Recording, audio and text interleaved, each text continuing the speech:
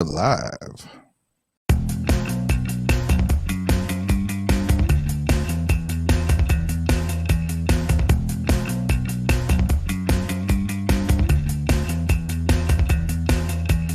Welcome to Bigfoot and the Bunny. This is a couple's journey into the mysterious, the unknown, and the paranormal. I'm your host, Chris Carr. And I'm your host, Kristen Johnson. Together we are Bigfoot and the Bunny.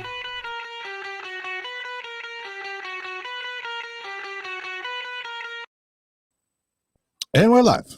I am Chris Carr. And I'm Kristen Johnson. And it is Saturday. Hey, folks, we want to give a shout out to our networks, Paranormal United TV Network here on Facebook and family. UFO Paranormal Radio Network. Also known as United Public Radio, Joe Montaldo. And also Paranormal UK, which will have a special edition. And it's going to be really special this week.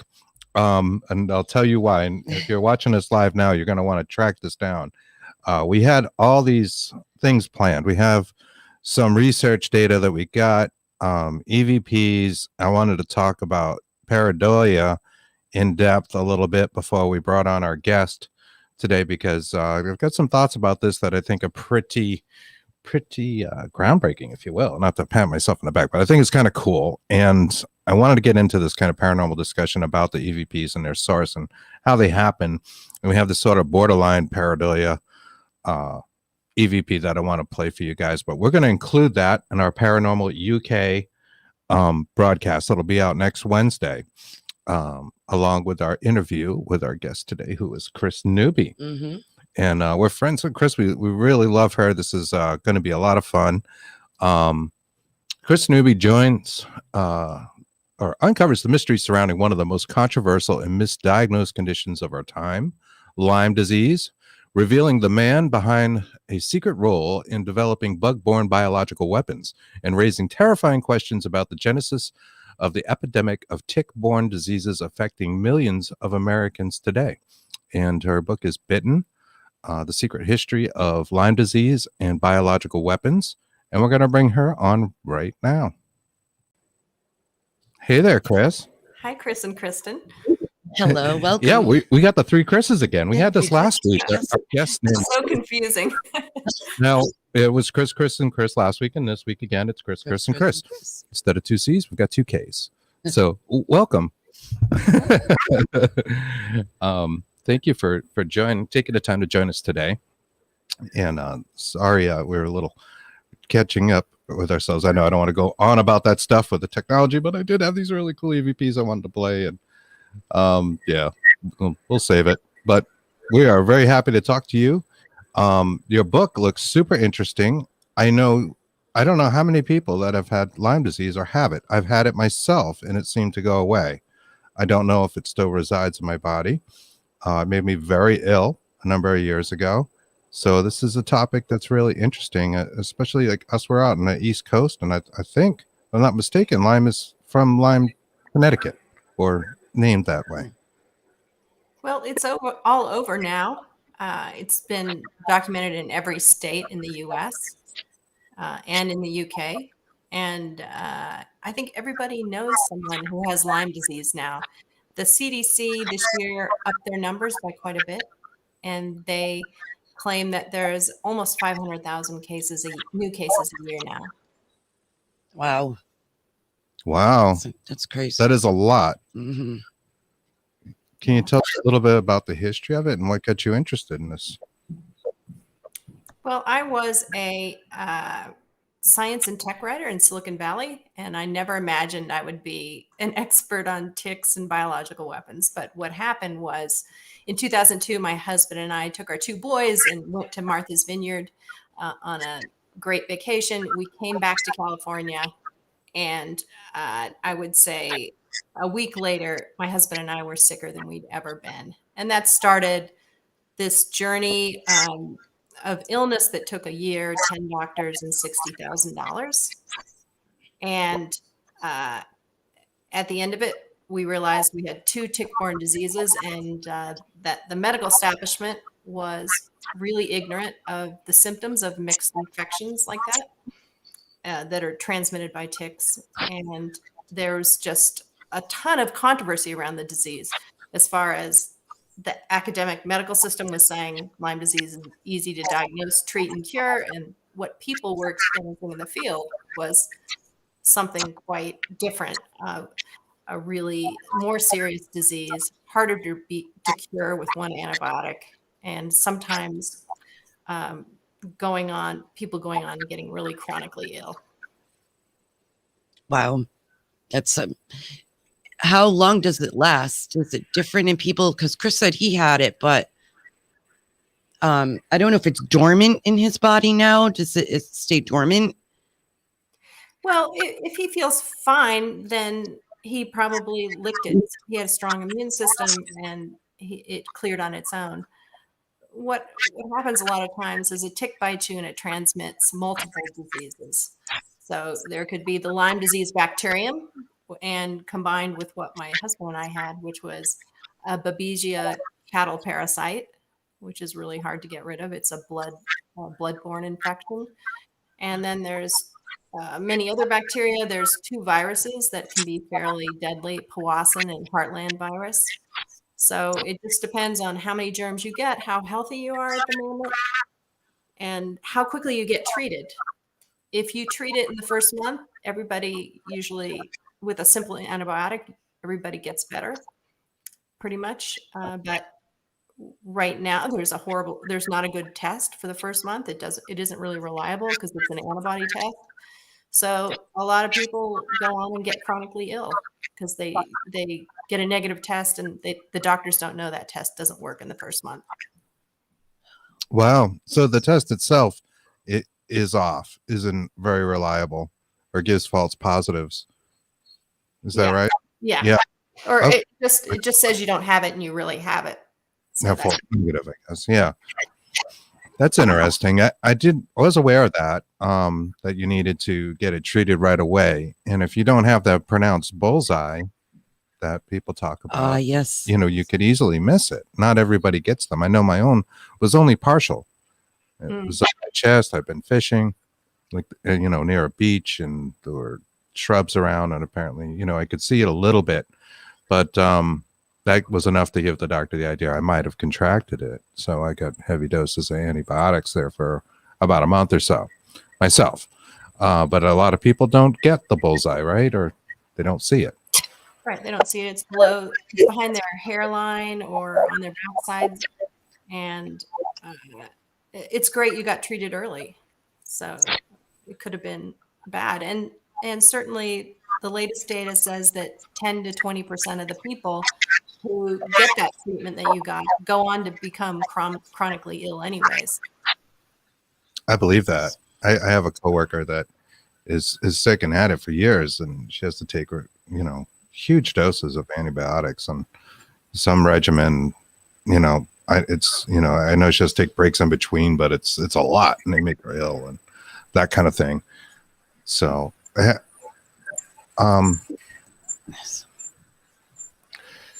how did it spread so quickly through the U.S., and do you see it in other countries? Well, I did research back to the very first identification of the disease, which is in the late 60s.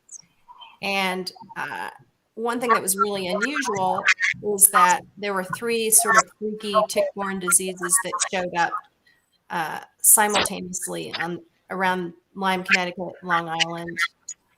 There was the Lyme arthritis, is what they called it, caused by the bacterium. There was this Babesia cattle parasite.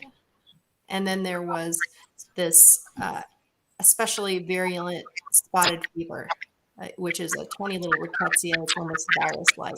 And that was killing people on Long Island. So from the late 60s through the 70s and to the beginning of the 80s, there was pretty much a big panic on all these sick people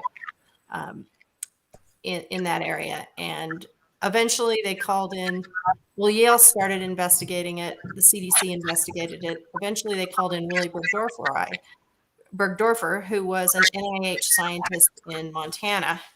And he is the one who identified the bacteria for the first time. And that's the story of record, that all the sickness was caused by this one organism. But when I started investigating the backstory of Lyme disease, I interviewed him, and the shocking thing he said is that he believes that there was another organism that was making people sick or contributing to this outbreak, and he was told to cover it up. This was in the late 70s.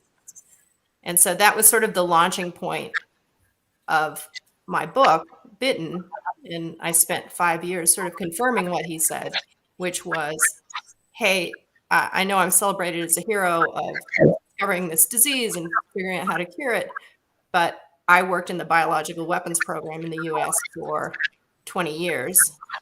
And I think this outbreak that I identified was a result of the work we did in the biological weapons program back in the 50s and 60s. So,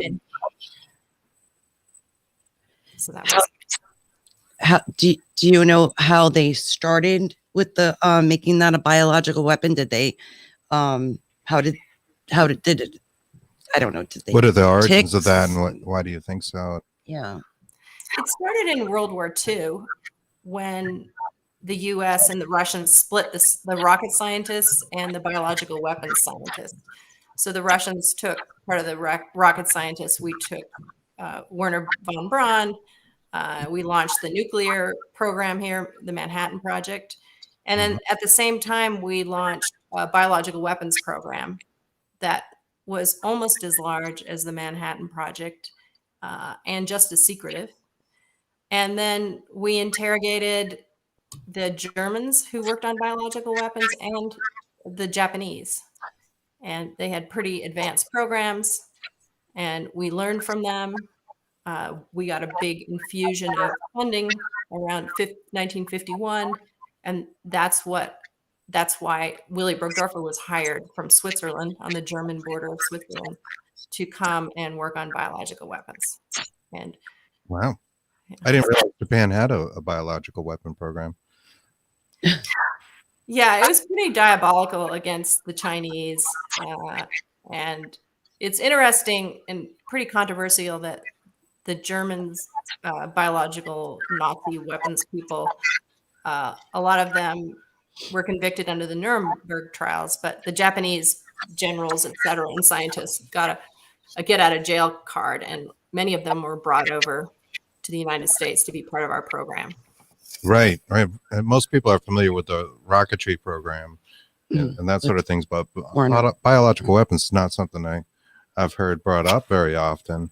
I also find it interesting, you noted that it's been around that long.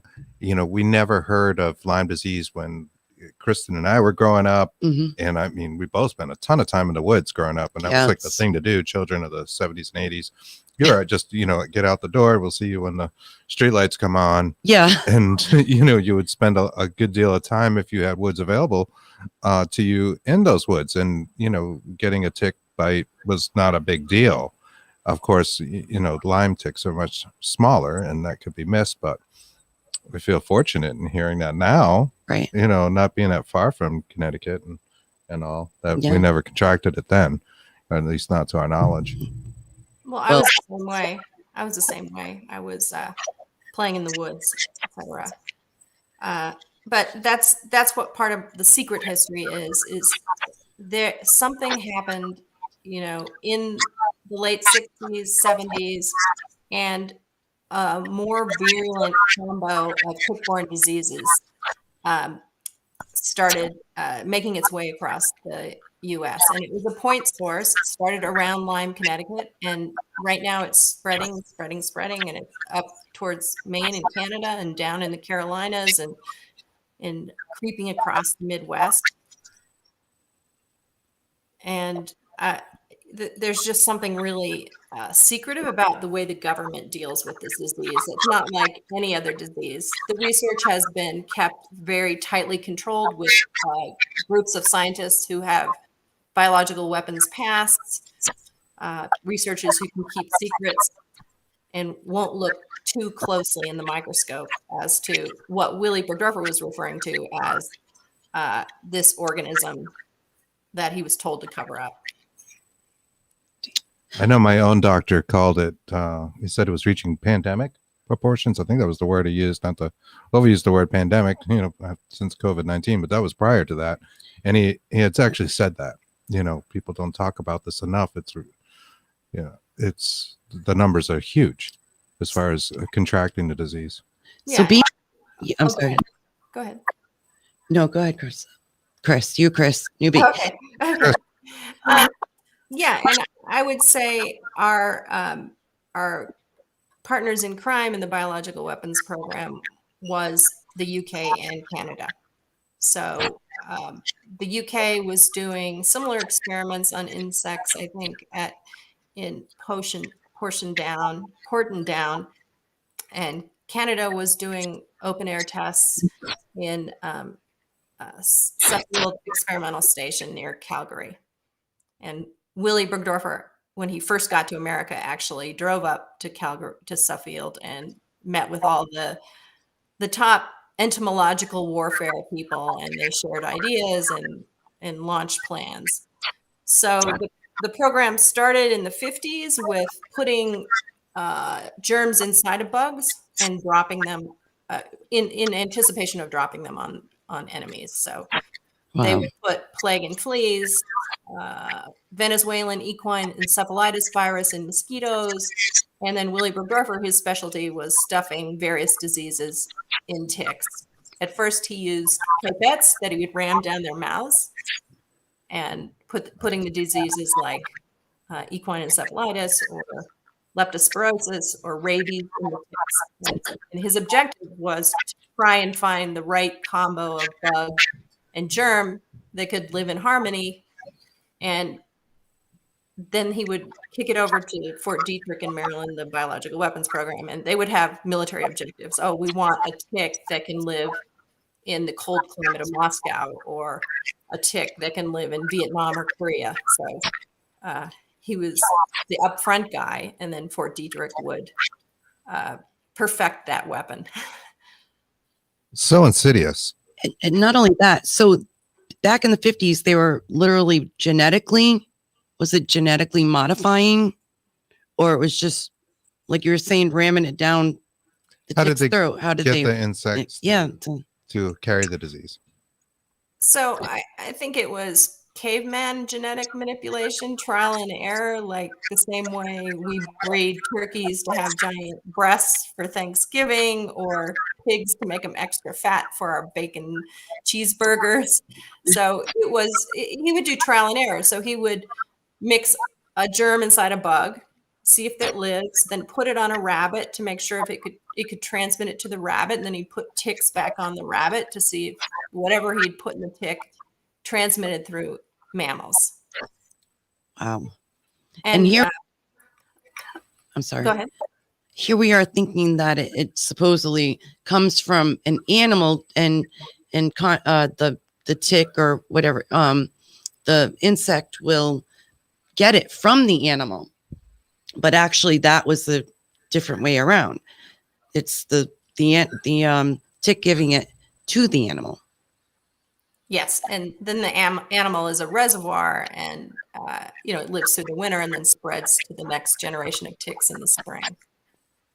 It all kind of reminds me of the story of supposedly the colonists would put smallpox and have sick people carry blankets and give them the blankets, as a way of the first instances of chemical warfare.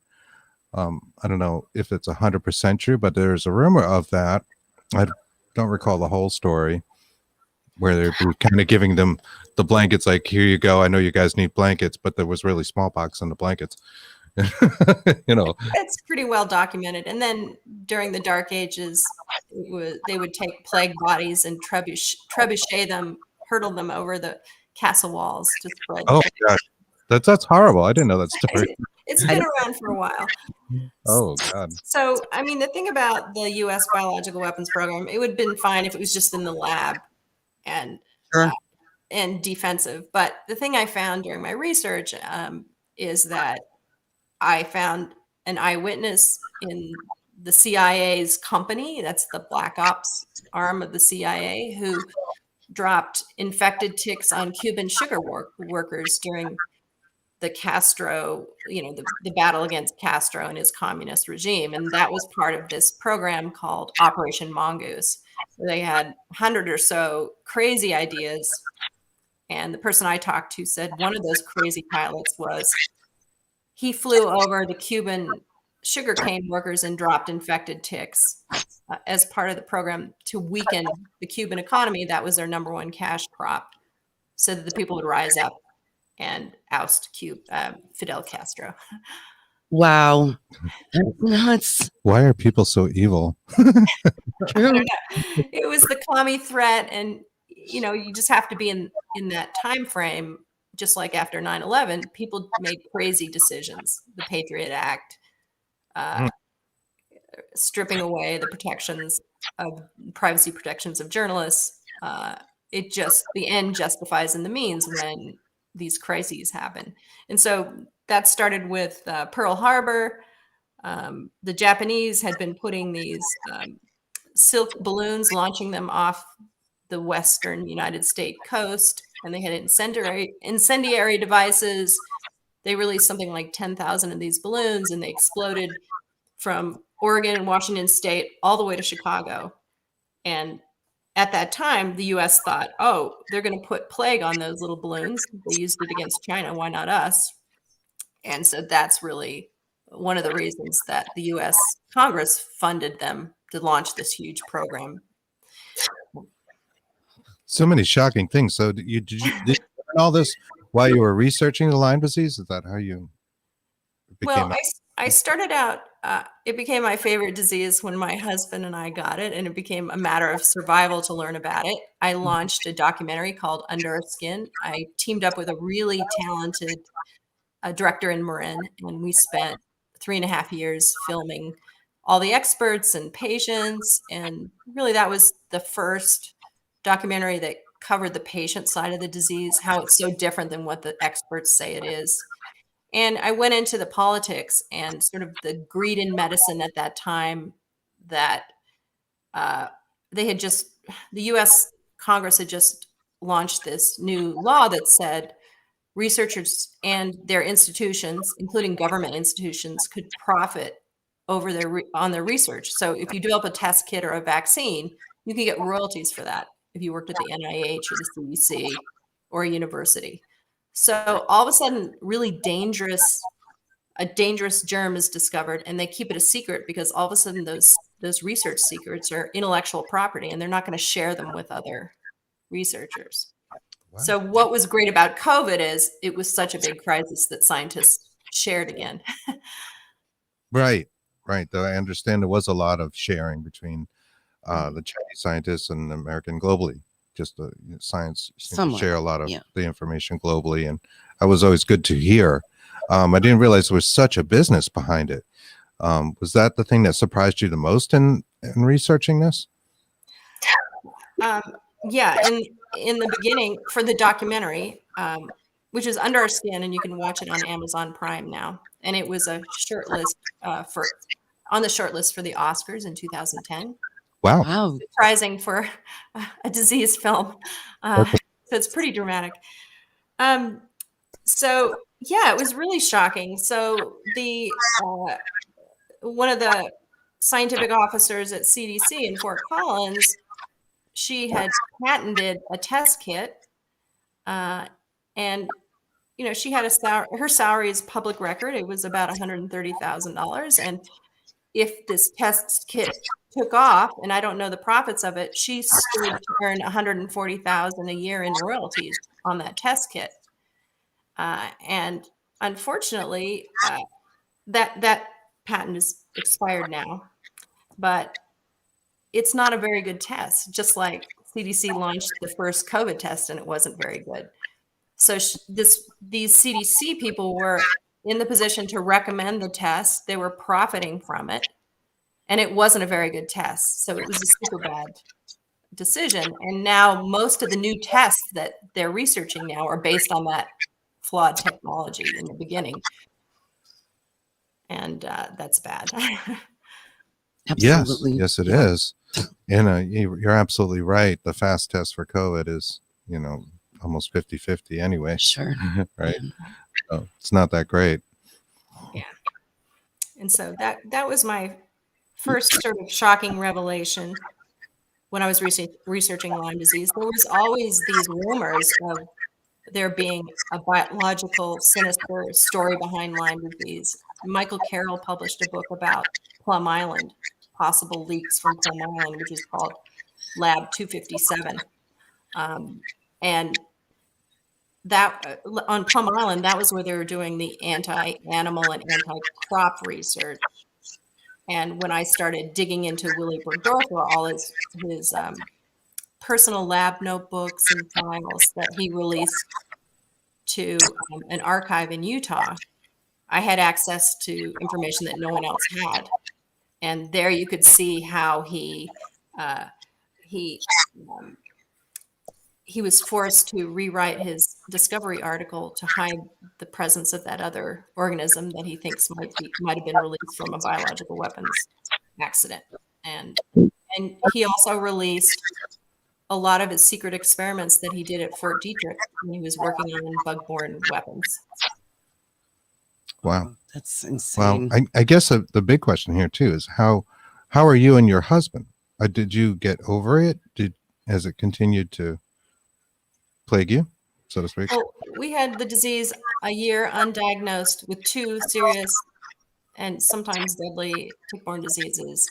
It took us maybe a year to feel human again, and after we were finally diagnosed, after a year, and we were with a Lyme specialist who knew how to approach the complicated disease that results. And then it was another 3 years where we could be back to normal. So I finally had to go on intravenous, a cocktail of intravenous antibiotics to be totally cured. My husband didn't go on IV, and so he's had a couple of relapses, but he's good now. Wow. Well, that's good to hear. It's really good to hear, but goodness, it took so long. Yeah. Yeah. And I know people can live with it for years and years or never Yeah. really get over it. Yeah. So with the Coverup, has the government taken any accountability for it? Any accountability for the biological weapons? No. Yeah. Nothing. Absolutely not. The government still won't admit that the disease can go on to be chronic and that many people have to be on antibiotics for life if it's a really entrenched disease. This is despite a growing body of scientific evidence that says you can treat someone with the 2 to 4 weeks of doxycycline that CDC and NIH says, and there will be live spirochetes hiding out in your body, and there's been a lot of pressure to not treat longer than that with antibiotics. Threats to doctors who use long-term antibiotics. Their licenses have been removed. They've been sued. They've been kicked out of insurance systems. So it's really sort of strange for a disease that can be cured with common antibiotics if they're intelligently administered. And the government is throwing doctors under the bus who treat this way. Do you think it has anything to do with our healthcare system and Big pharma? Yeah. Yeah, it is a really complicated set of things that went wrong for the patients. One thing is we have a bad test. That means a lot of people are going to be missed and get chronically ill. That means it's a really expensive disease to treat once you have to put someone on IV antibiotics. You have to put a port in their arm or in their heart. Mm-hmm. You have to have a nurse come in every week to clean the lines. You have to have a licensed phlebotomist to apply little bags of drugs to someone. And when I had it was a $60,000 a year endeavor to have IV antibiotics. My goodness. And so the insurance companies, I was reading a transcript from Empire Blue Cross of New York, and they were wanting to go IPO, their HMO, and so they wanted to reduce their costs. But they went along. They went along with the few scientists that says Lyme can't be chronic, And so they would deny treatment for people who had chronic Lyme disease. So you'd get your 2 to 6 weeks of antibiotics. If you weren't cured, you could get no more antibiotics. That's terrible. And you would go on to have all sorts of complications. So it was financially in the insurance company's best interest to say, yeah, chronic Lyme doesn't exist. And even today, there is no insurance reimbursement diagnostic code for chronic Lyme. Come on, that's terrible. So a lot of these chronic Lyme people, they test negative for the bad tests in the beginning.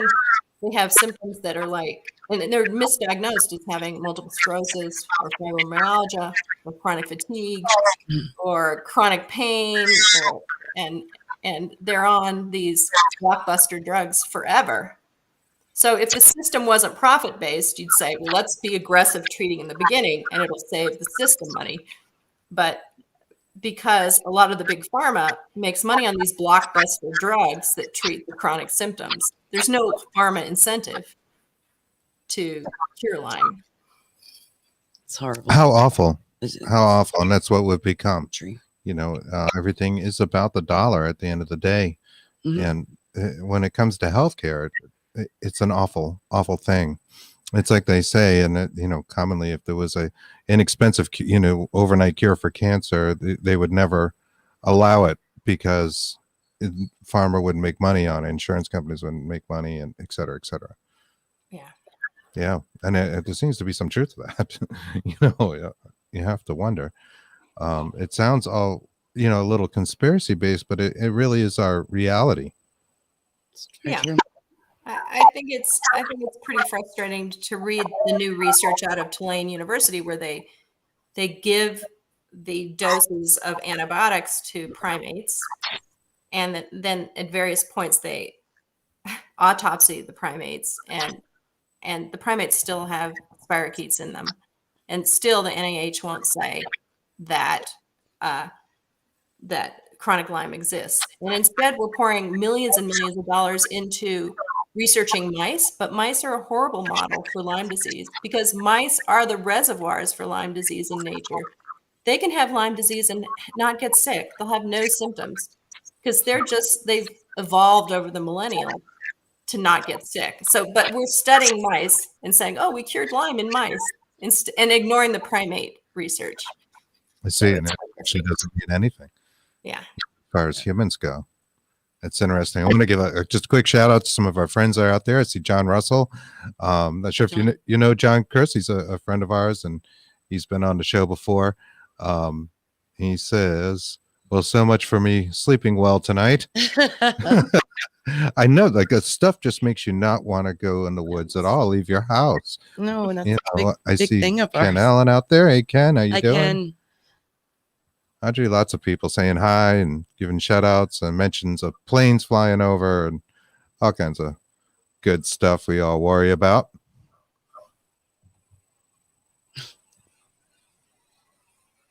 So there's been little accountability from or zero accountability from the government.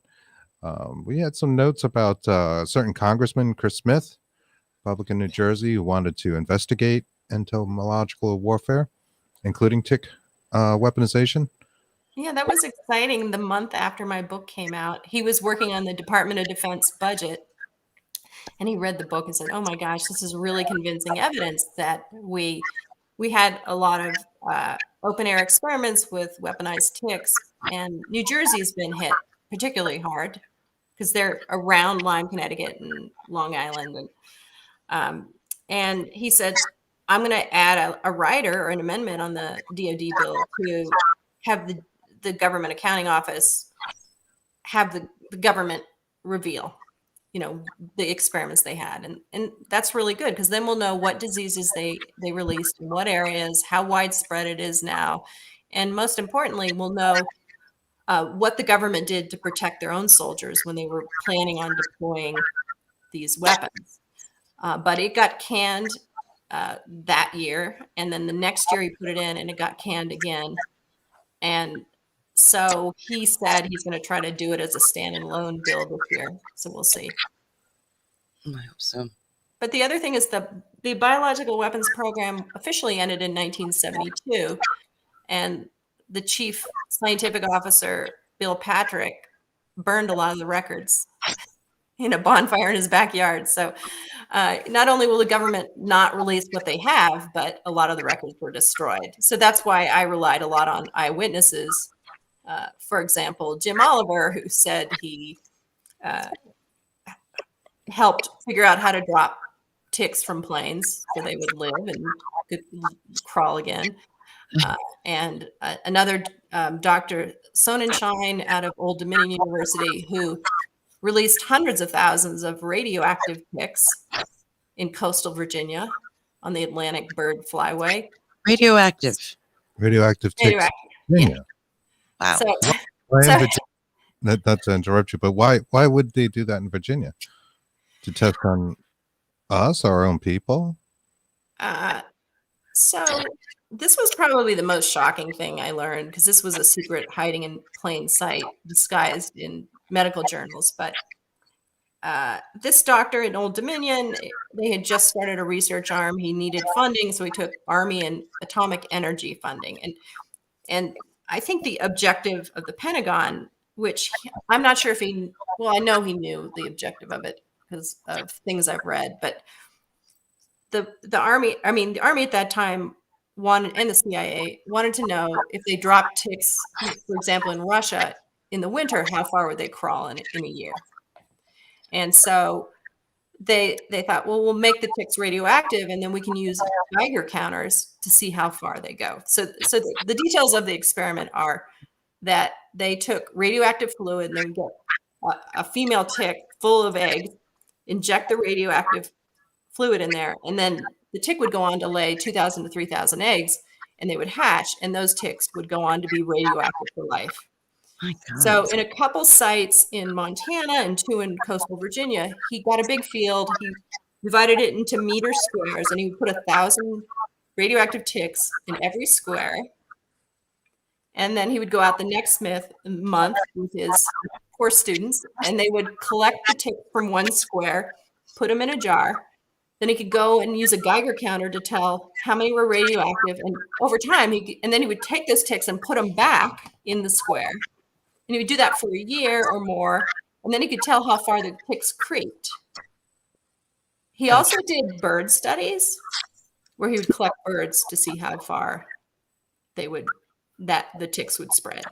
So it's really just to see the distance, the fact that the ticks themselves were radioactive. Did that have a negative impact on the populace, or is it just so little radiation it doesn't really matter? It's more just to track for using it as a biological weapon to see how far they would spread, or how quick.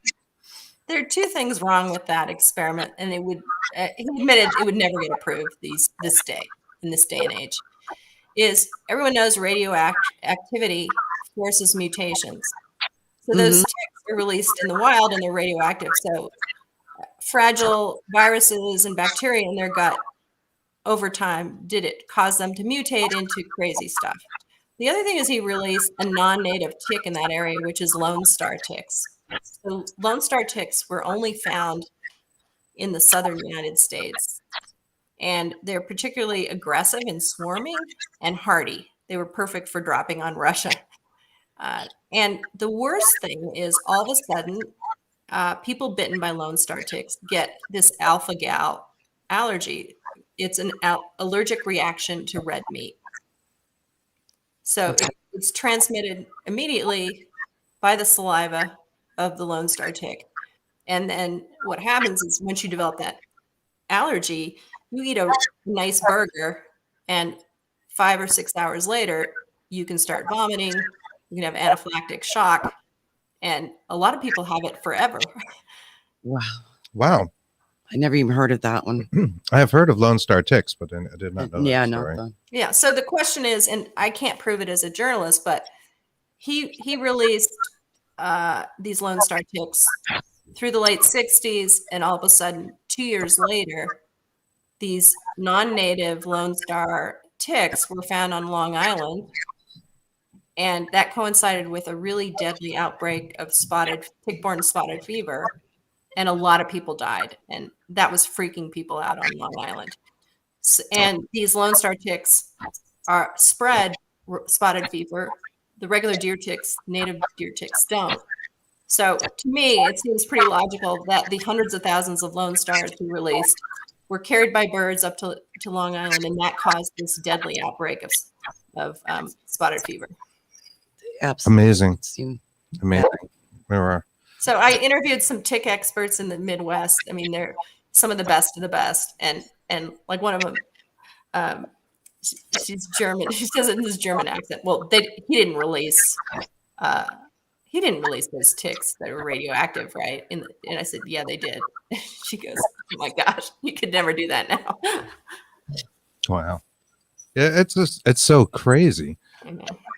I'm wondering about the long-term effects now that it has after them mutating for so many years now. And I wonder, like you were saying, it's mutating, and plus it has, maybe they could have other things, the ticks with on top of it, different kinds of not just radiation, but something else.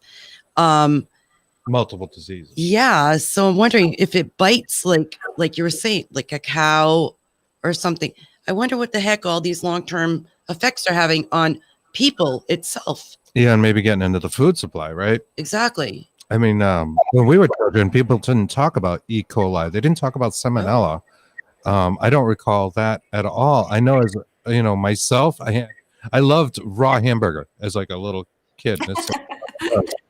But I thought it was really good. And, you know, my parents or grandparents, I'd have no problem giving me raw hamburger. Like I would just go attack a cow or something, right, and eat it raw. But I liked it. They were making meatballs or something to give me raw hamburger, and nobody thought twice of it.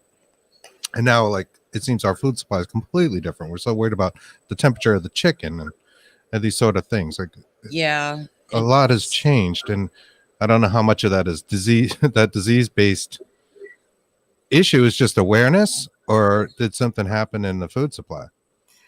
Well, I used to work at Stanford Medical School, and we would talk about this all the time. We would talk about antibiotic resistance in bacteria, which, you know, the superbugs we talk about. And one of the reasons they're withholding antibiotics from people who have chronic Lyme is because they're afraid of fostering this antibiotic resistance. But the last time I looked into it, I think 70% of all the antibiotics manufactured in the U.S. went to our livestock.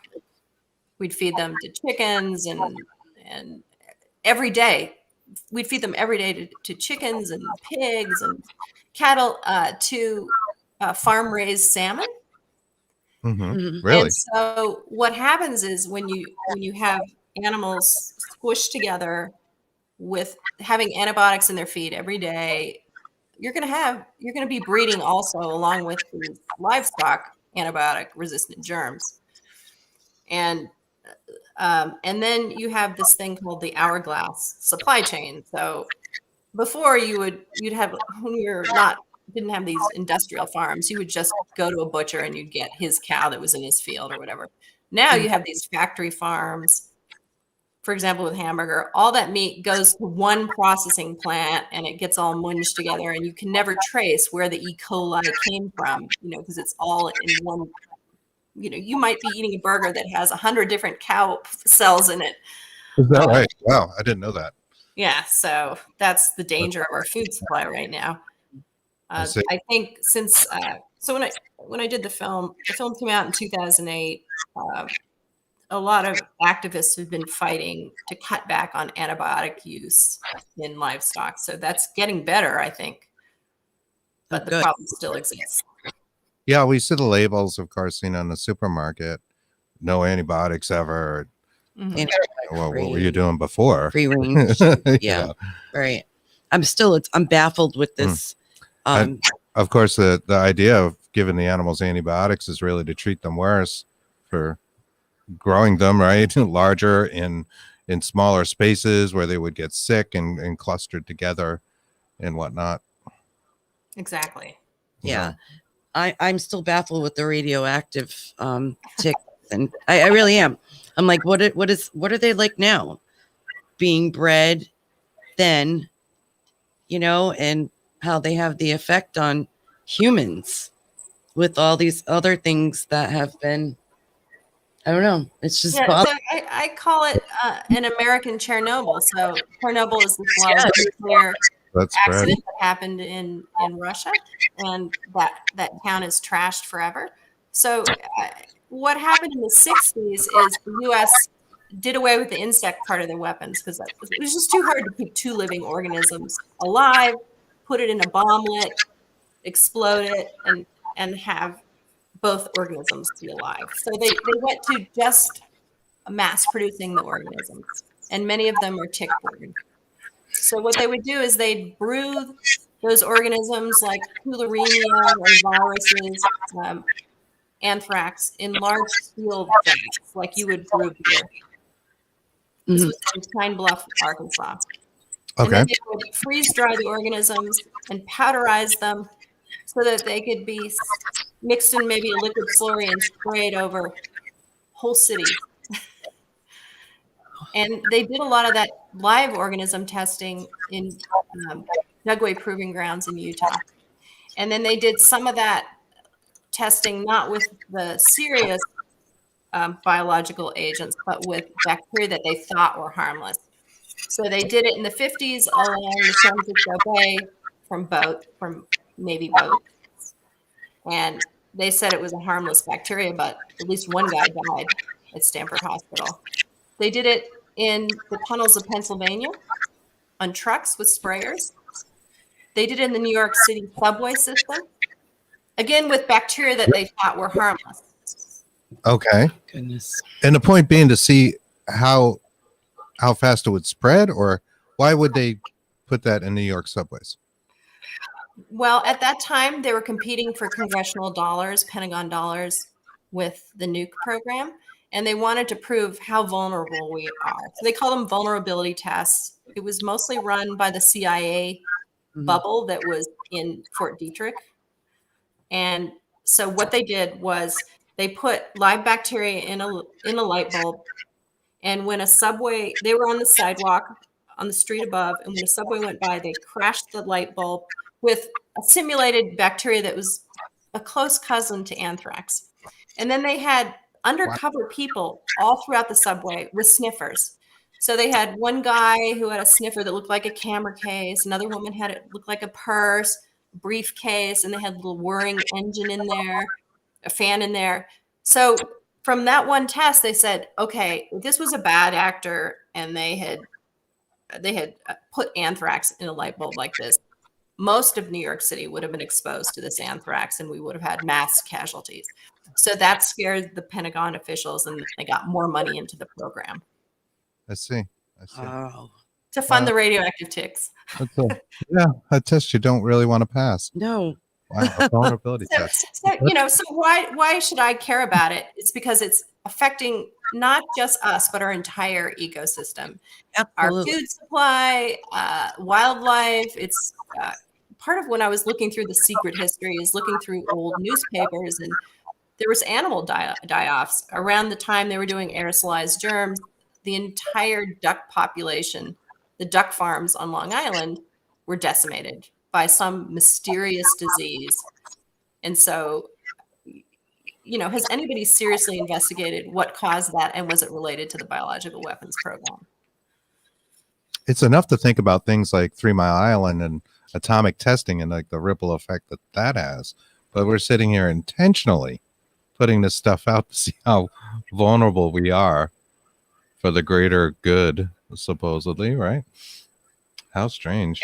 How scary. And it was it was really large program, but it was seriously compartmentalized. So I would say about 60 major universities were involved in this research, including Stanford, who was a leader in the aerosolized aerobiology program. Mm-hmm. And but they didn't know mostly they didn't know the purpose of it. Ohio State University was doing aerosolized Rocky Mountain spotted fever tests on primates to see what's the lethal dose. Oh my goodness. But they didn't know the purpose. They were told, oh, it's just to prevent lab accidents. Oh, yeah.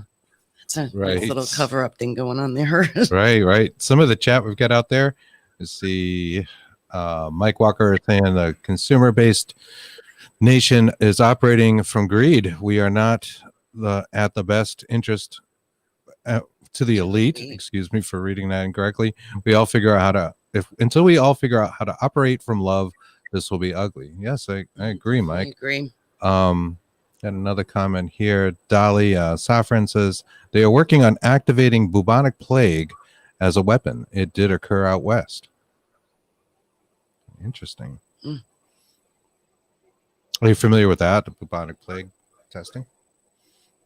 I didn't know about it. I just know that Willie Bergdorfer was putting plague and fleas when he first got to Rocky Mountain Lab in Montana, and trying to figure out how to put them in little cardboard tubes with the right amount of moisture so they could be loaded in bomblets and exploded over a battalion-sized area. Wow. Do you think that we have intentionally given other countries Lyme disease at this point? And I'm sorry if I kind of touched on that before, but I'm not clear on it. Well, the thing I haven't found proof is that they weaponized the Lyme disease bacterium. They certainly were mixing it with viruses, and when you mix a bacterium with a virus, you can have mutations and create more virulent bacterium. But I don't have proof that actually the Lyme bacteria was weaponized. But what I do have proof for is that there was another organism that was combined with the spirochete in the ticks and in people. And Willie Bergdorfer said he thought that was the bad actor and that he was told to cover it up. And so that's my operating theory. I haven't found absolute proof, but certainly a weight of circumstantial evidence to prove that, including, confessions from the scientists, the respected NIH scientists who had the most to lose by saying, I covered up good science. I gave in to the pressure. And where was that it turned up? It was. That wasn't Lyme, but he was analyzing blood from Long Island. It was Shelter Island, New York. Long Island. So that's where they isolated the organisms, and also around Lyme, Connecticut, all up and down that river.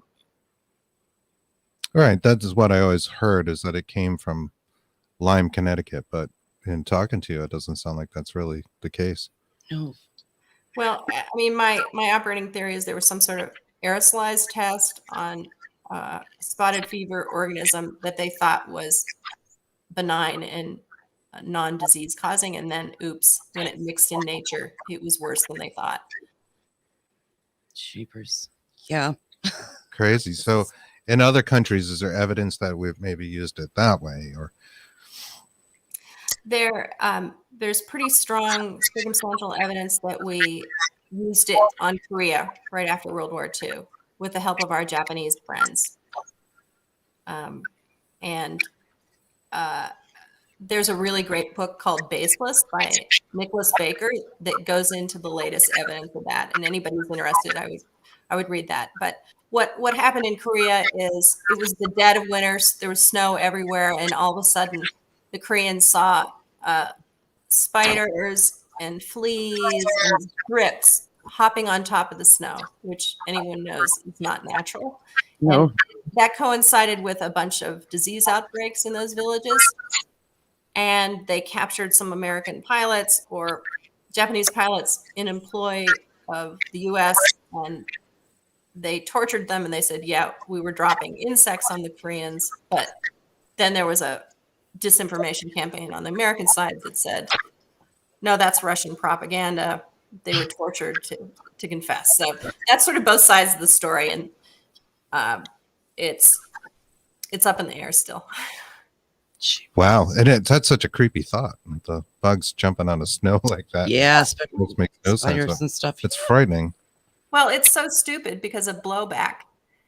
And they just didn't have controls, EPA or bioethicists on staff to say, you need to think carefully before you do this.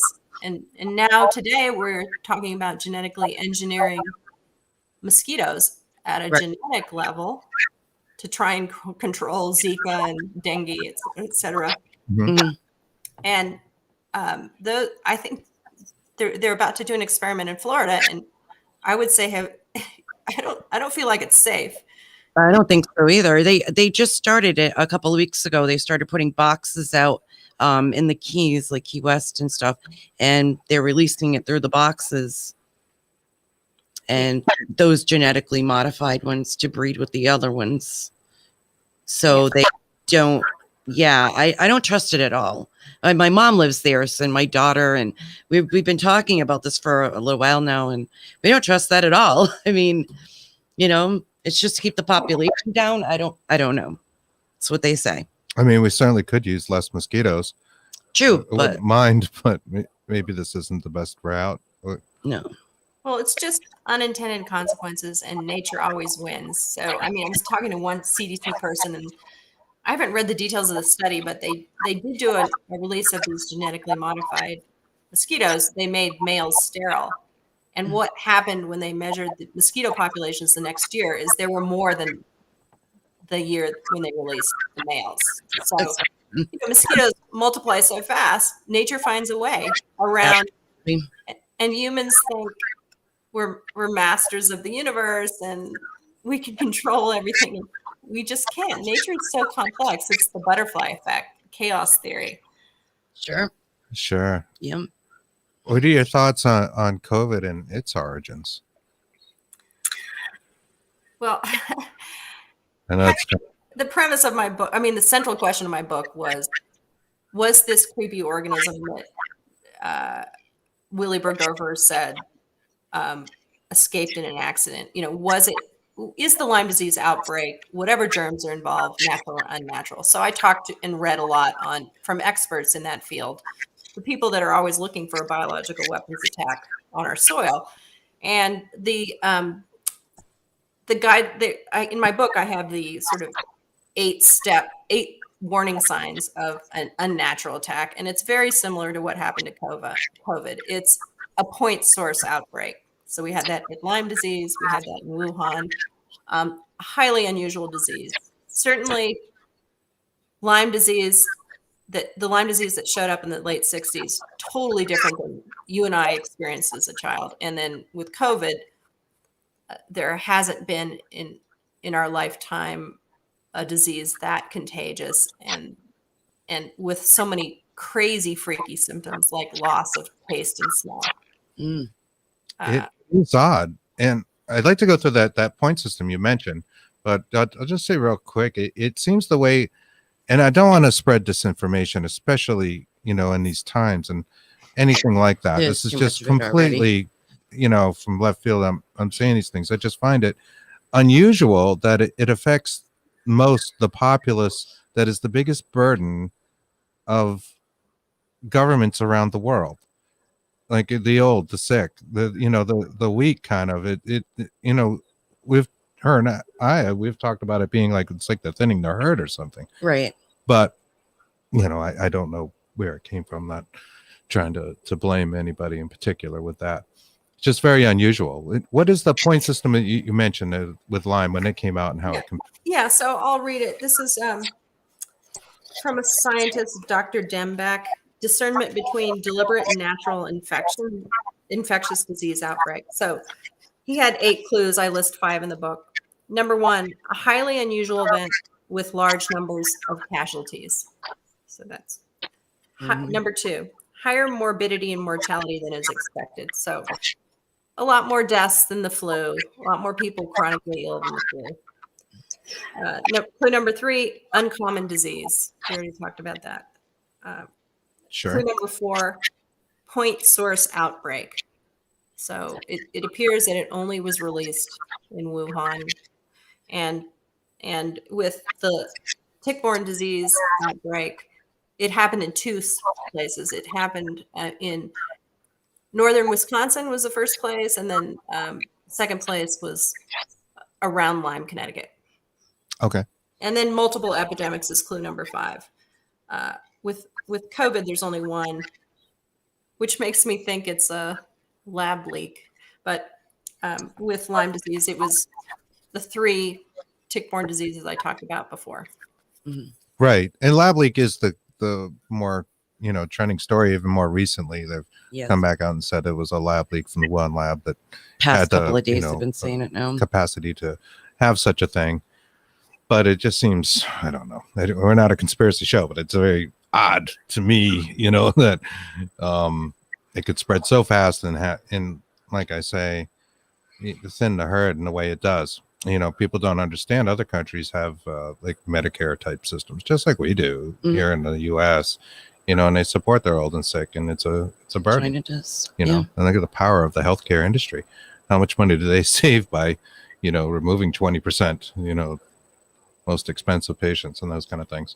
It just makes you wonder. Yeah. Yeah, well, China's one of the most secretive governments on the planet. I don't know that we'll ever know the real cause, but at least I'm heartened that the U.S. government is going to do a serious investigation, unlike the WHO investigation where the Chinese people that were escorting them only let them see some of the evidence. And that was it. And then they have to base their theory on that. And it's like, why would you do that? Keep investigating even more, but they couldn't. Yeah. Right. And supposedly, and I don't know how true this is, but I remember seeing on the news that we were watching COVID like early on before it left started Wuhan, in November. People were making videos on YouTube and uploading them, and it seemed like the Chinese government was like chasing these people down that were trying to upload the videos of what was going on at the time. Yeah. And this would have been like November, December. It was the end of November. It was right after somewhere in there. Thanksgiving. Yeah. And it was ugly, and you could see them like, boarding people up in their homes and that kind of thing, and trying to contain it. And they apparently did a really good job of the containment, but what is involved in that is terrible, a bit medieval, right? Horrifying what we saw.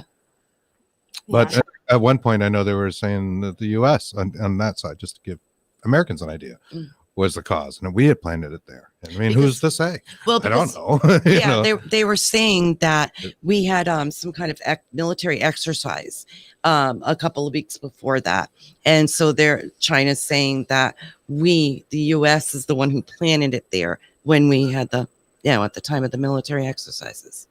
And looking at this data that you presented, Kris, on Lyme disease, we're certainly not always the good guy. Yeah. I know. It's shocking. Yeah, it really is. It's just sad. Well, so the thing I'd like to emphasize is I'm still a lover of nature, so people shouldn't hesitate to go outside. Just emphasize prevention with ticks. Mm-hmm. So always do tick checks. If you've stay on the trails. If you go in a tick infested area, put your clothes in a dryer before you put them on again. Make sure you get the ticks that could be hiding out in there. Okay. And then if you think you have Lyme disease, there's a really good patient-focused website that you can go to called LymeDisease.org. And they have a symptom checklist. They can help you find a Lyme physician with lots of experience in your area. They can give you information on how to get it covered by insurance and how to interpret the tests. So I think that's really valuable. How do you feel about the flea and tick sprays? That the commercial tick sprays, are they safe sort of to use all the time? Is it worth the risk? Well, there's a range. There's the hardcore chemical mixes, and then there's more natural botanic oils. And I would go to LymeDisease.org and see what they recommend. Okay, that's great advice. Thank you. Yeah, we love nature too, but it is scary, and it is something we have to really contend with. And that's why I mentioned, when we were children, we were in the woods all the time. When did this happen? But it was there, but it didn't seem to have blossomed as much as it is now. Yeah, I would say it started becoming a real problem maybe the mid 70s.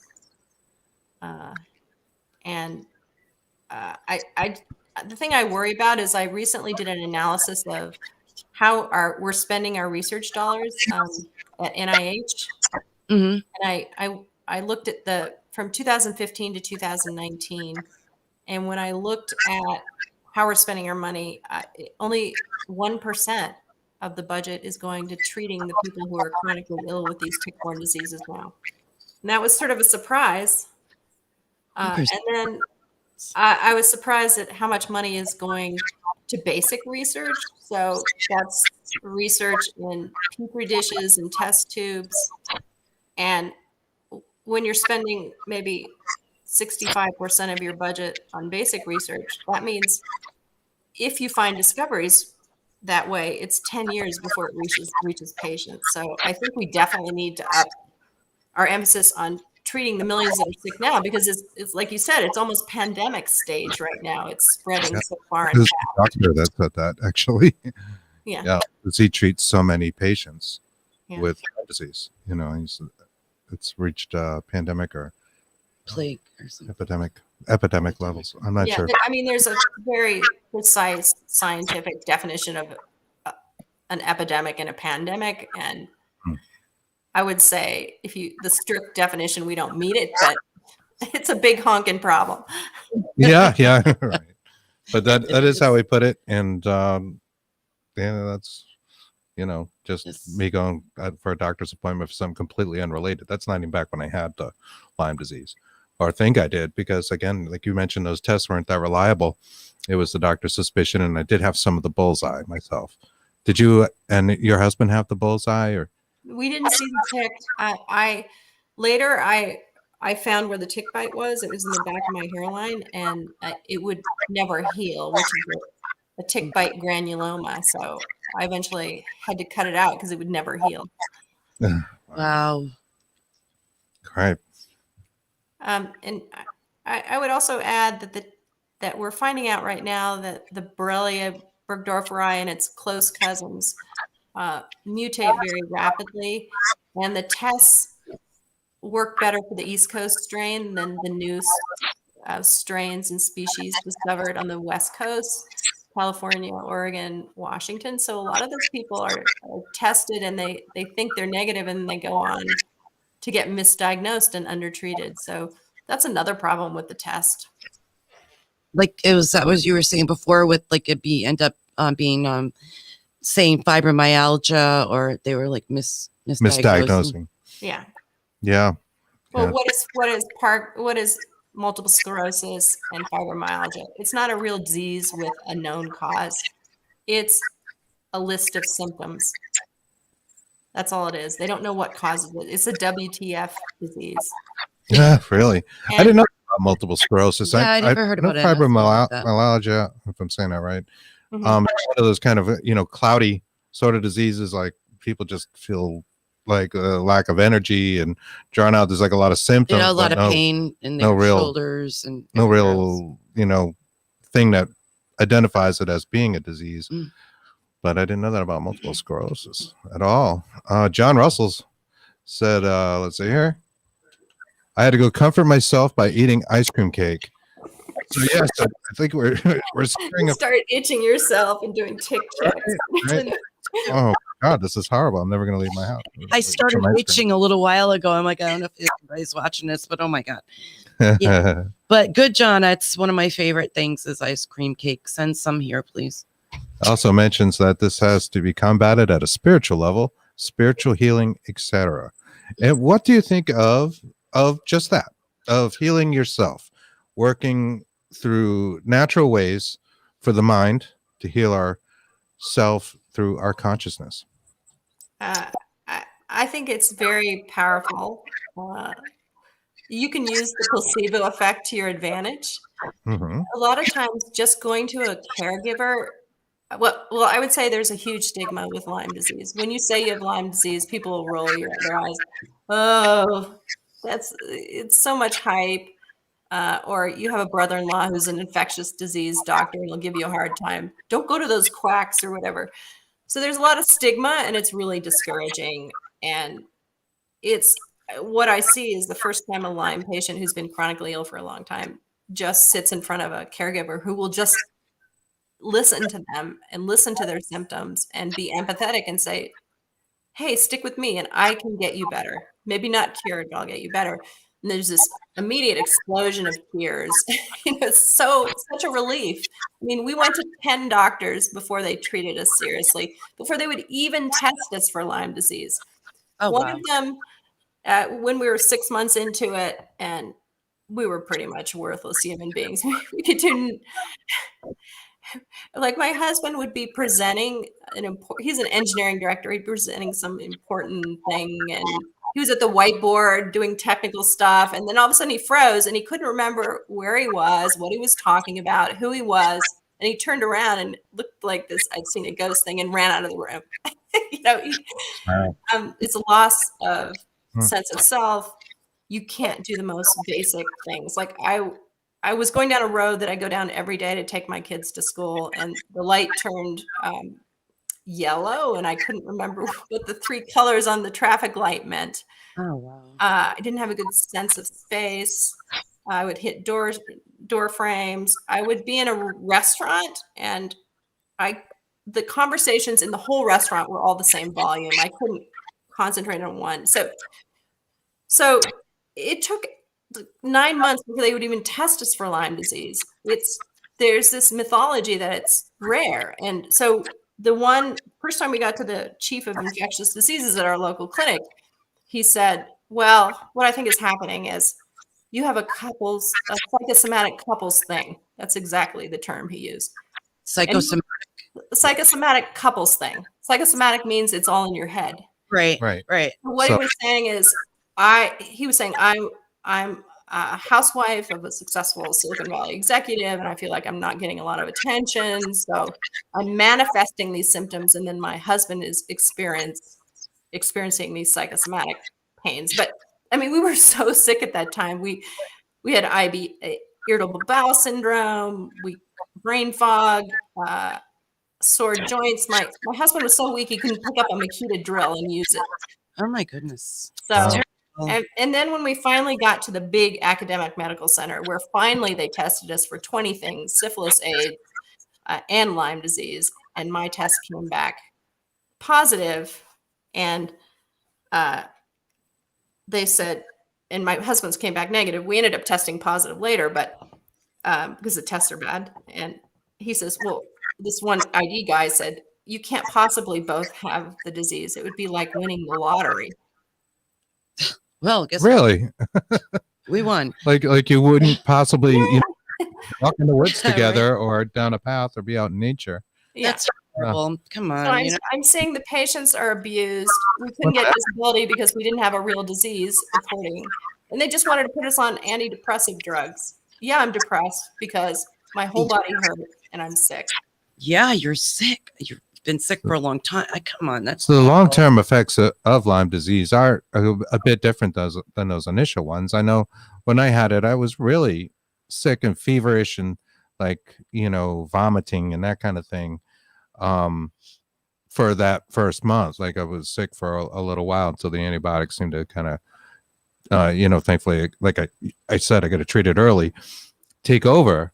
But long term, you're talking about a whole different range of symptoms, the brain fog, freezing up, forgetting where you are, and that kind of thing. Is that common? Yeah, I mean, primarily long-term effects are neurological, and it can affect every organ system of your body, but especially your brain, because it's protected from your immune system. Your brain doesn't like a lot of white blood cells. Basically, white blood cells are pus in your head because it's exploding head, right? You can't take the pressure because of your skull. So your brain has other ways of protecting itself from inflammation. So when the infection gets in your brain, it's just serious, and it affects your whole neurological system. Yeah, I think I've heard about things of like mild paralysis and things attached to Lyme as well.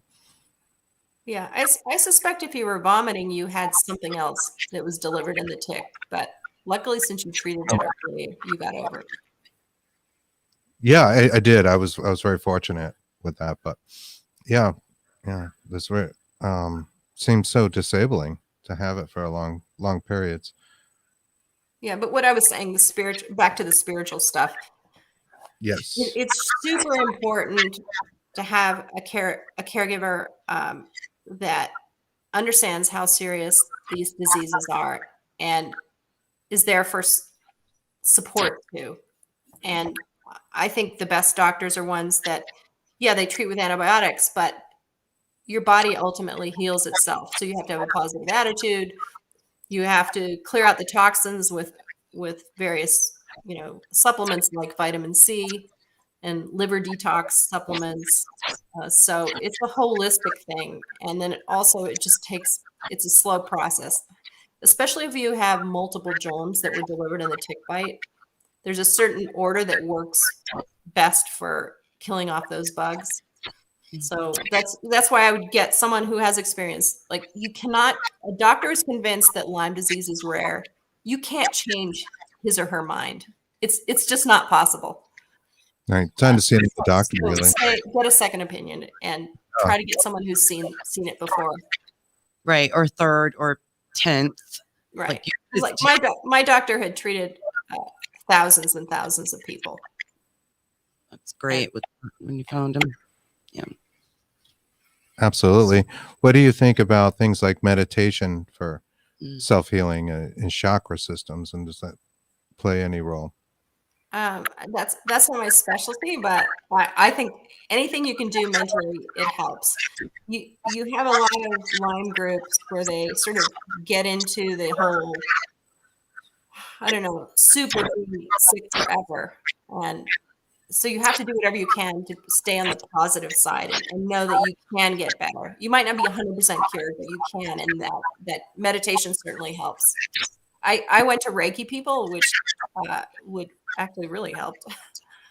Okay. Yeah. Tell us a little about that.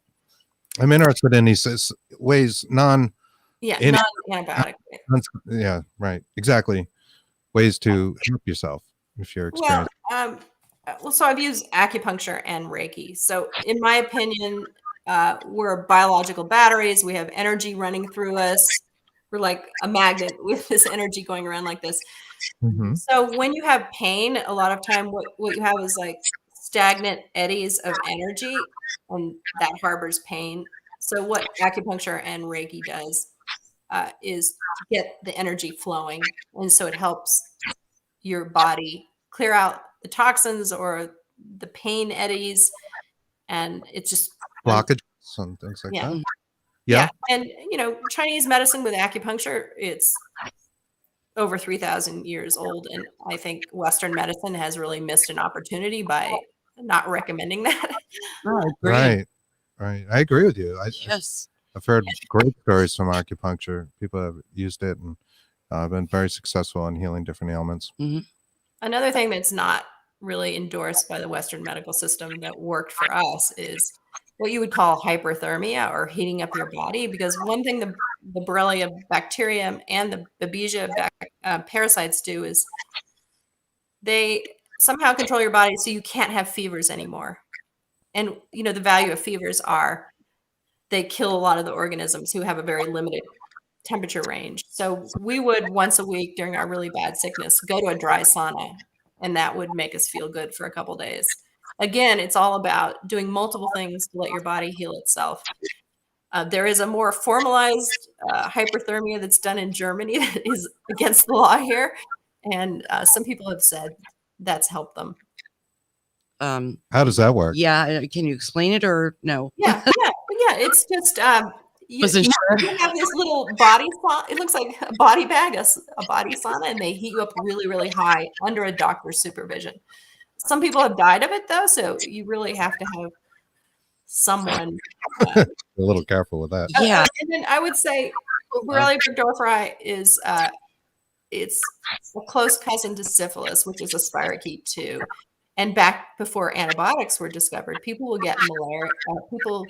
Syphilis. People would get syphilis, and they would go to Costa Rica or someplace that had malaria and try to get bitten by the malaria mosquitoes, because they would have a horrible temperature, and that would kill the syphilis.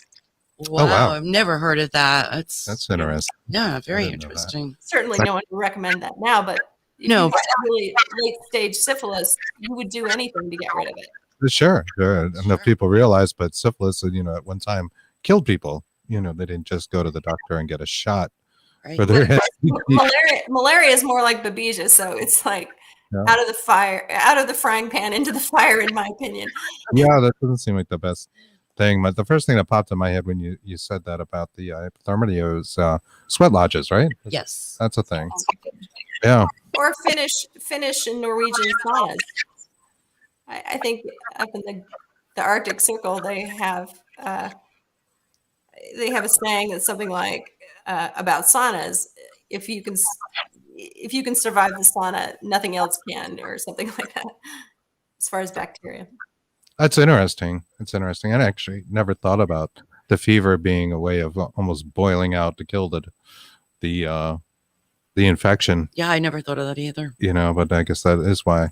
Fevers are good, so that's why if the fever isn't dangerous, sometimes it's good to have a medium kind of fever to kill whatever's attacking you. Excellent. So, the documentary, and it's Under Your Skin. Is that the name of it? Under Our Skin, yeah.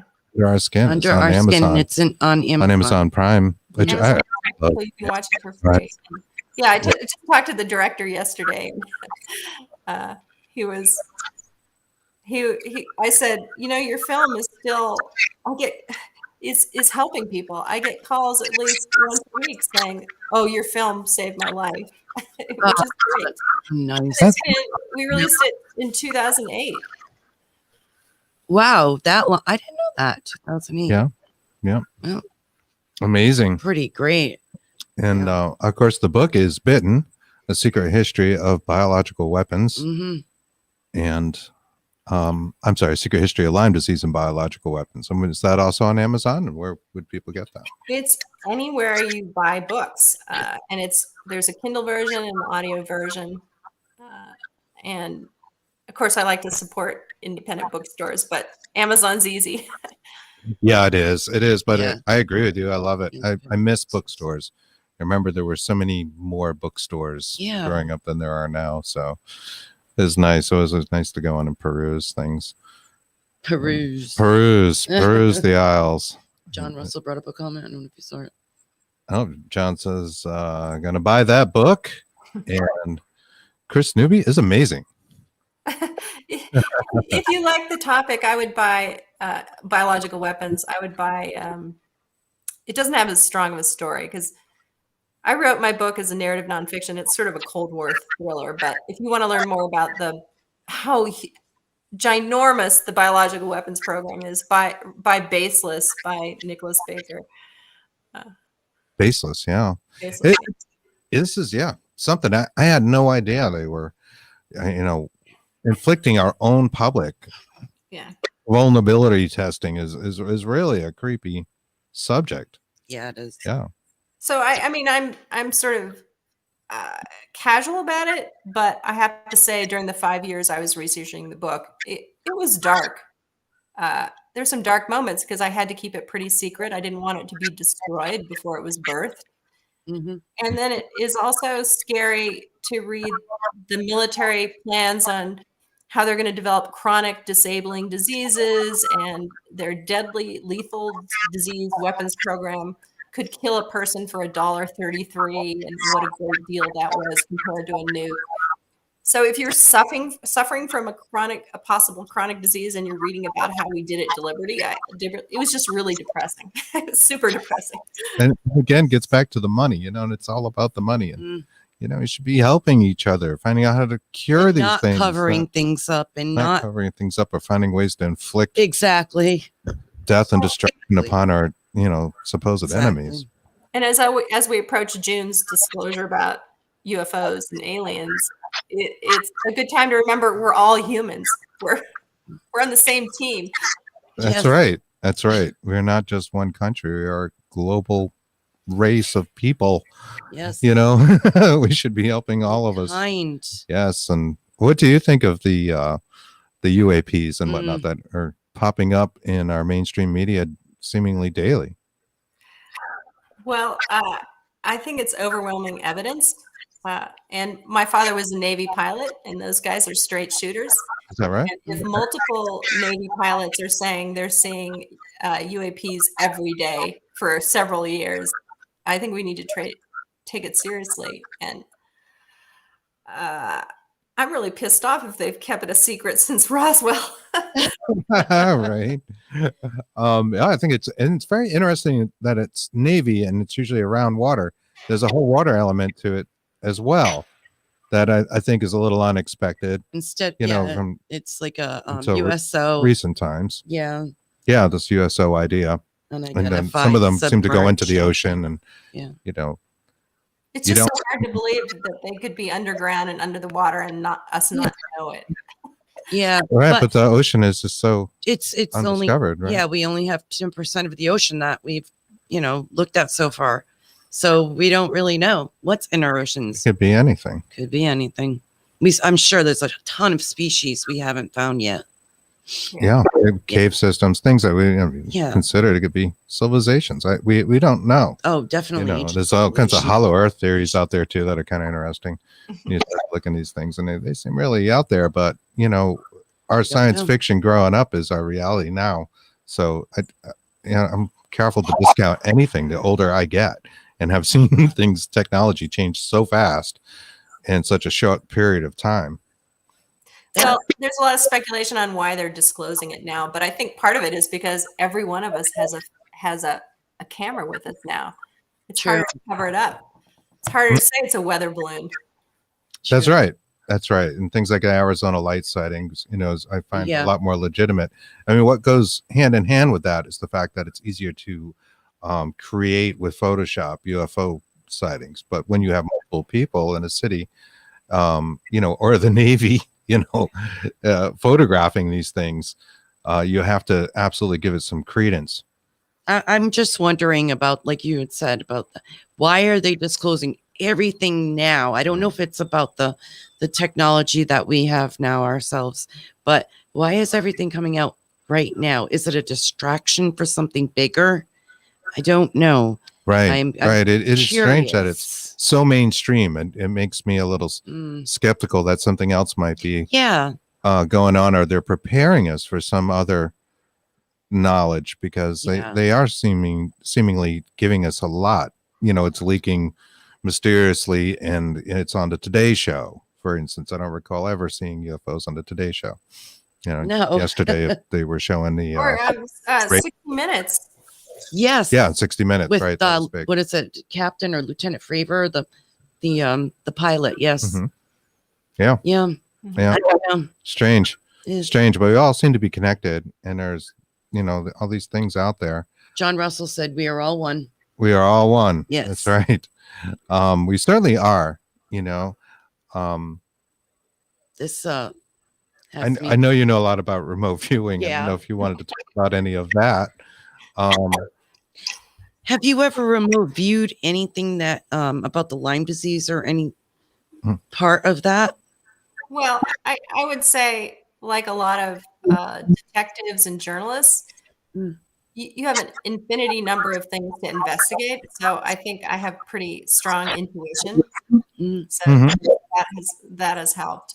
But anyways, with remote viewing, when I lived in Palo Alto, the father of remote viewing, Russell Targ, lived blocks from my house. So that's how I first learned about it. And I was at this bookstore, and he was giving a talk, and he was showing his remote. So remote viewing is psychic spying, and he developed a very scientific protocol for looking at places, any place outside of where you are right now, just based on some military coordinates. And he showed some of his early views and experiments. He's a physicist. He was a laser developer. And it just blew me away. And so then I just started reading about it, and I find it fascinating. And I do think the government has spent millions and millions of dollars on it because it works. And corporations like Sony have used it. Certainly all the major powers use it. And it's just very intriguing and interesting. It certainly is an interesting topic. And I think it came about too with Russia spending a lot on psychic warfare, if you will, and spying and stuff. Inspired us to put together some sort of budget for those sort of things. to drag you into that Were that you in arena. Third Eyed Spies as well? You were, weren't you? No. With those? Oh, I thought it was Michelle and Kris Newby. I'm sorry, I'm asking. Well, Russell maybe. Targ has a Yeah, Russell Targ is pretty He interesting has though. He's Russell Targ is married a woman whose brother was Bobby Fischer, the chess master. I think that's a weird factoid. That's his brother. His wife's brother was Bobby Fischer. I did not know that. Yeah. Wow, that's very intriguing. I know. Some smart family. Absolutely. Great. Well, I'm not sure what else we wanted to cover. The book is on Amazon, is in other book outlets. Preferably pick it up in your local bookstores. The documentary is on Amazon. It's called Under Our Skin, and definitely check it out. I want to check it out. I just want to know really about cool. the history of biological warfare and having it's a close encounter with having Lyme disease, not having it long term. Terribly intriguing. Yes, and knowing so many other people that have it. I'm going to go seek this stuff out. We hope you guys will as well. Do those tick checks. Yes. Yeah, absolutely. Make sure you wear a lot of off when you go out in the fields and stuff. Yeah, we do, especially some of the locations we go are like they're crazy. Vlad and his minions. Vlad and his minions are out there, and mosquitoes, the ticks, all that stuff. Yeah. But yeah. Be careful. Check yourself. I like the idea of drying your clothes too. Yeah, I've never heard of that, and I like that. That's great advice. Well, the Lone Star ticks, they've done experiments and they can live underwater for 70 days. Come on. Is that right? Oh my God. Willie Bergdorfer said he's put ticks in freezers for a year and it'll still come to life. Oh my Lord. I did not know that. Wow. So they're very hardy animals. Yeah, I guess so. It's amazing how things can just live and be like in almost a suspended animation. Yeah. Aren't you telling me something about brains living on? When we passed away, there was I don't know the doctor's name offhand, but when we pass away, our brains can live on 2 to 3 days afterwards. Everything fires and still firing. Yeah, I just saw much longer than you would think. Yeah, documentary. Even though our organs are shut down and gone, and our brains still must be some firing. sort of electrical activity going on up there. I'll have to get the name of the neurosurgeon. Excellent. But, well, we thank you, Kris. And it's hard to try into the remote viewing stuff. Yeah. I didn't know if you wanted to talk about that or not. Maybe another time. But I'm still reading about it. It's super interesting. It is. It's a very interesting subject. It's something we talk about. I've been wanting to write a story about it. And if people are interested in remote viewing, the CIA has released a bunch of documents that show the actual targets and the results. And it's pretty fascinating how accurate it is. It really is. Yeah. I've researched about the Gateway experience disclosures. Are you familiar with that? No, I don't know about Gateway. Emmy Sink and Robert Monroe. Oh yeah, I've read a lot of Robert Monroe books. Sure. And they have a program called the Gateway Experience, which is this consciousness opening up thing. It involves remote viewing and involves out of body experiences, which Bob Monroe was famous for. And it's a sort of a big program. Like you can stay there, you can get these discs, I guess, and do it at home, but it's, a couple $1,000s or whatever. But takes you to a consciousness expanding state where time and space doesn't matter. And the CIA put a person through that program, and then his reporting back is fascinating. And that stuff was disclosed actually a number of years ago, but only in the last year it's kind of come into public knowledge, it seems, or is being read or getting attention. It absolutely did work. And they were looking to weaponize that as well, apparently. Weaponize your consciousness. So, yeah, interesting.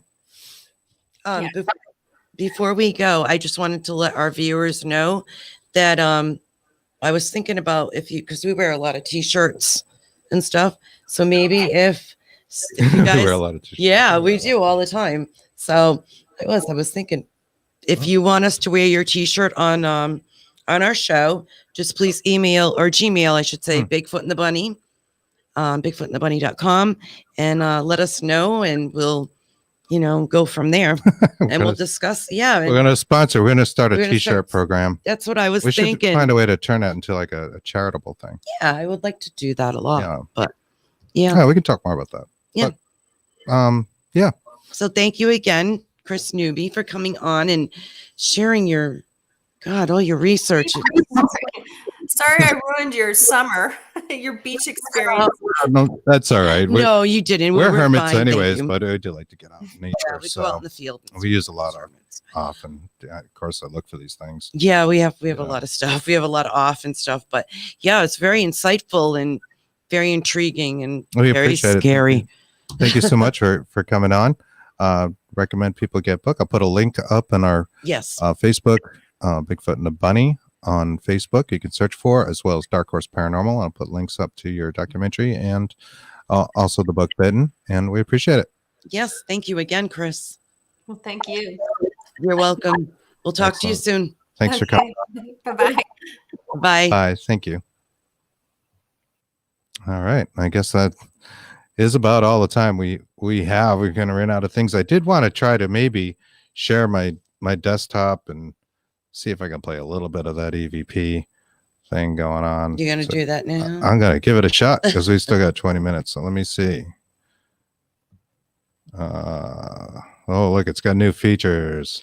That's why we didn't. Yeah. That's all right. It's just a sneak peek, and then we'll cut out. And I will be posting this stuff on our Facebook, Bigfoot and the Bunny Facebook, maybe a little later. We'll work on it. Let's see how this works. If I open this up, see what happens.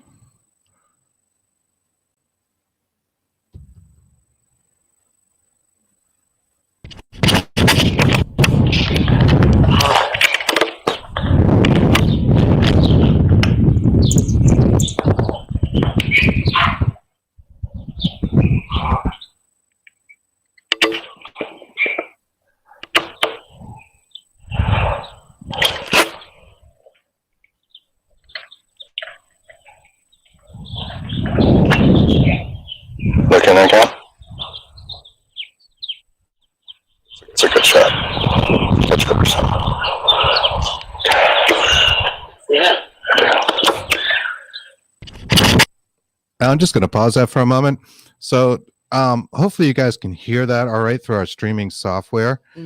But what you're hearing there, we're in a cemetery here. And I'm not going to say too much about the location because we're still trying to get our ducks in a row to do a sort of mini documentary on this. But this is a really large mausoleum, as you're going to see in the upcoming pictures in this video.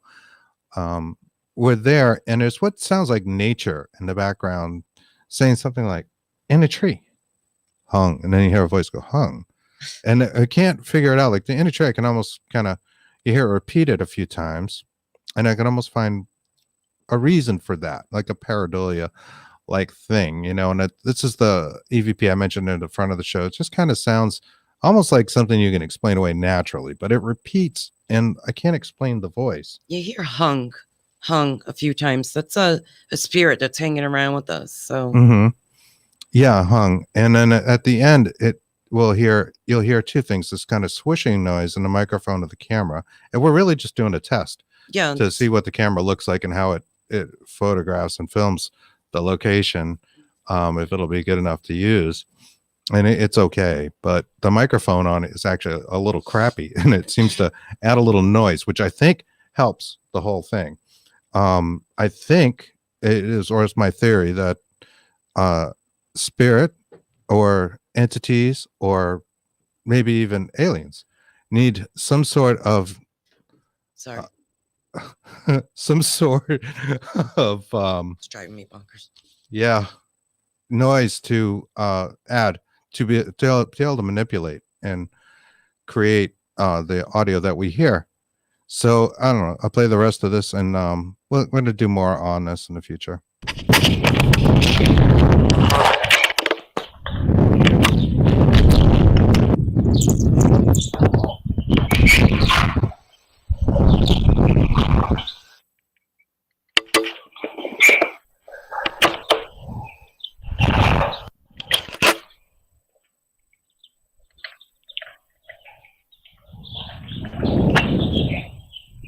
that again? It's a good shot. That's good percent.